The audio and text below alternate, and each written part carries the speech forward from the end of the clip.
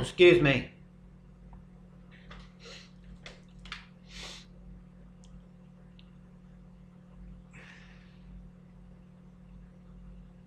Hello, peeps. This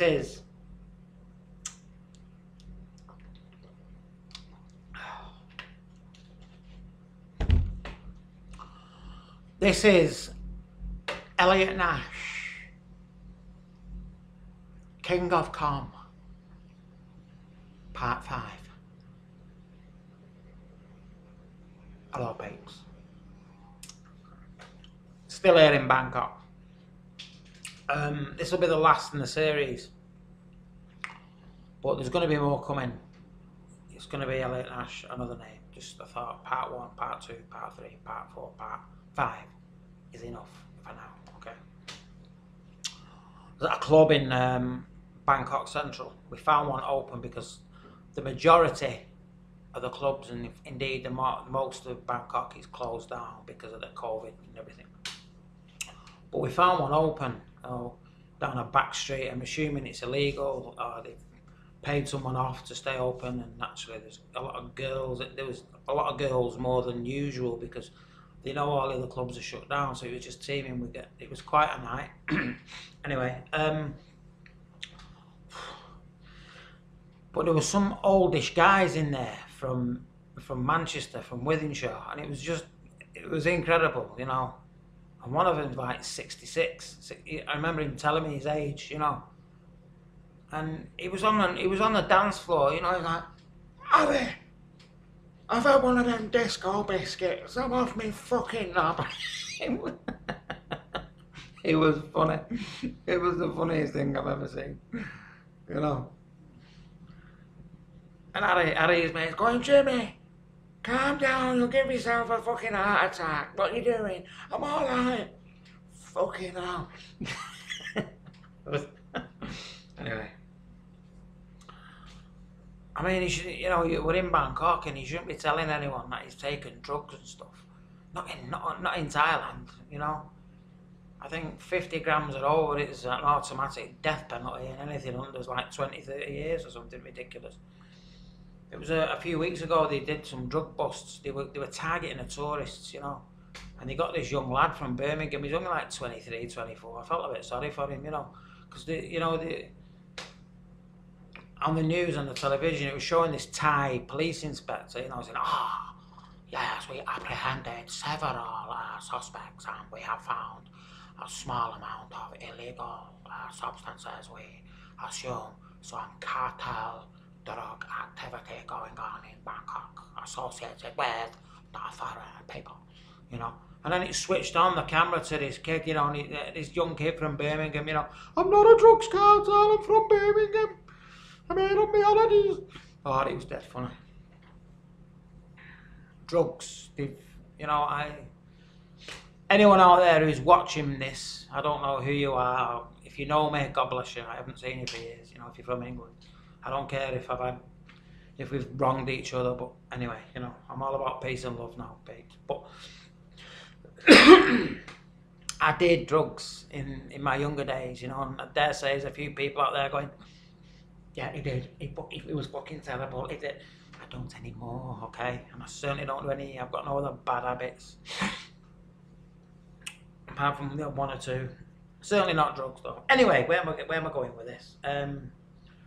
The bad news, basically, drugs, and heaven knows I did a lot, you know, and especially when I was in my 20s, I was driving a taxi for a while. You know, I've done various jobs. You know, when I left school initially, I did an apprenticeship. I did 3.5 years of a 4-year apprenticeship doing carpentry and joinery. I suppose you could say I'm a carpenter and joiner. I'm a joiner in effect. I just haven't used it for years. Maybe I will do in years to come.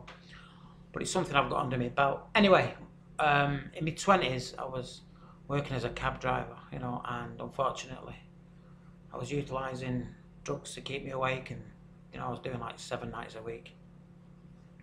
You know, I'd be driving the car like,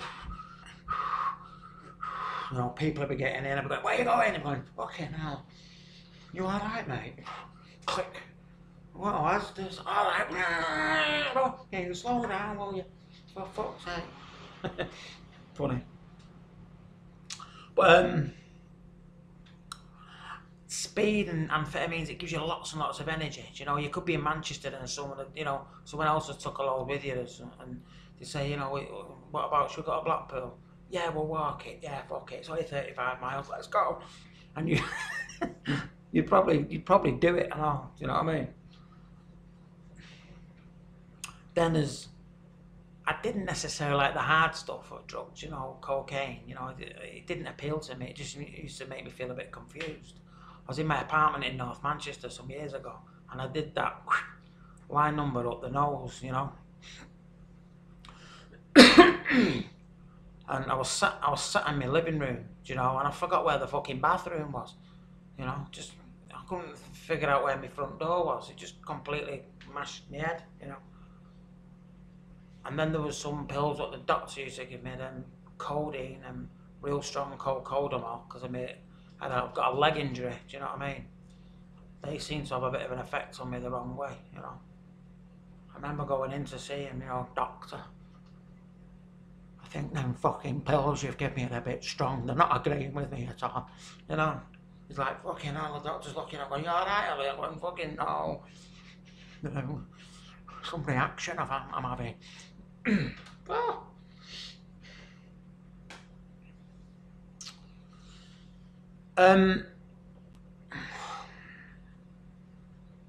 Have you been to India? I was there. I've been about a bit, and you're probably thinking it's getting about a bit.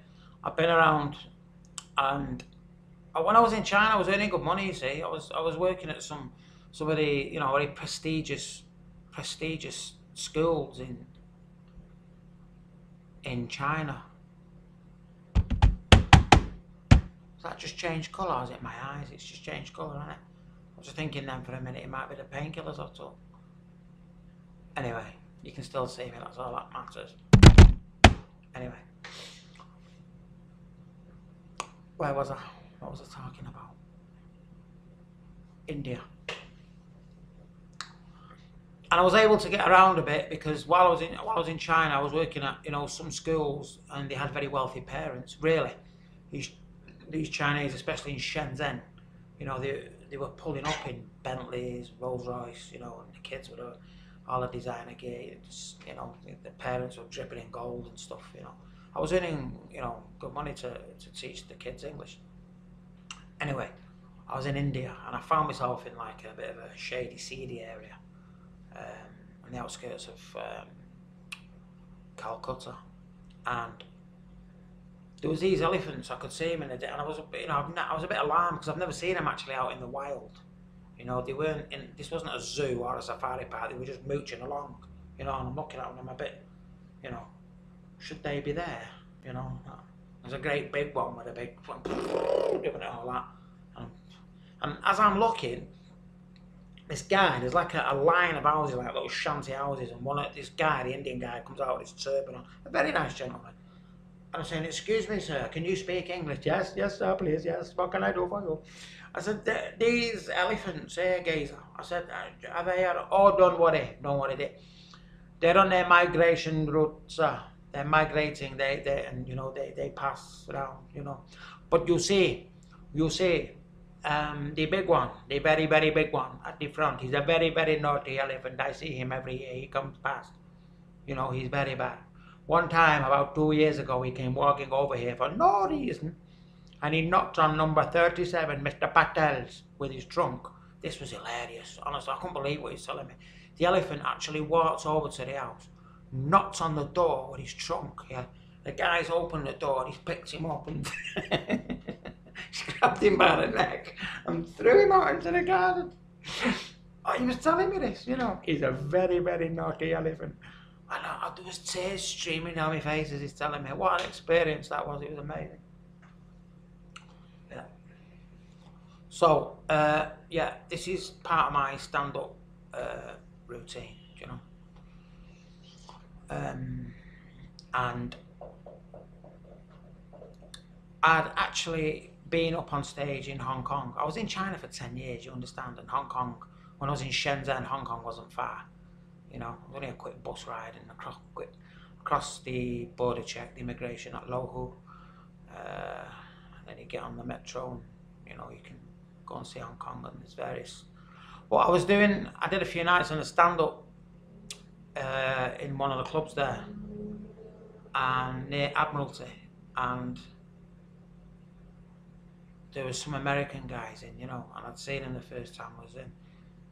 And when I'm getting up on stage, you know, I didn't realise they were there until I've stood up on stage, you know, and they're like, look, it's that Louie, look, it's the Limey guy. No, yo, Limey, fuck you. And I didn't like this being called Limey, fuck. Actually, I'm an Englishman, actually, and I don't appreciate being called Limey, fuck. Do you understand? I might jump off the stage and kick your fucking ass, you Yankee bastard. I do like Americans, don't get me wrong, but just this guy just was annoying me. Louie.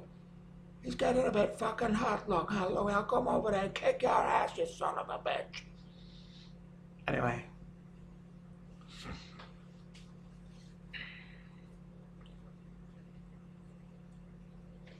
I joined a talent agency while I was over there, you know, and the guy, you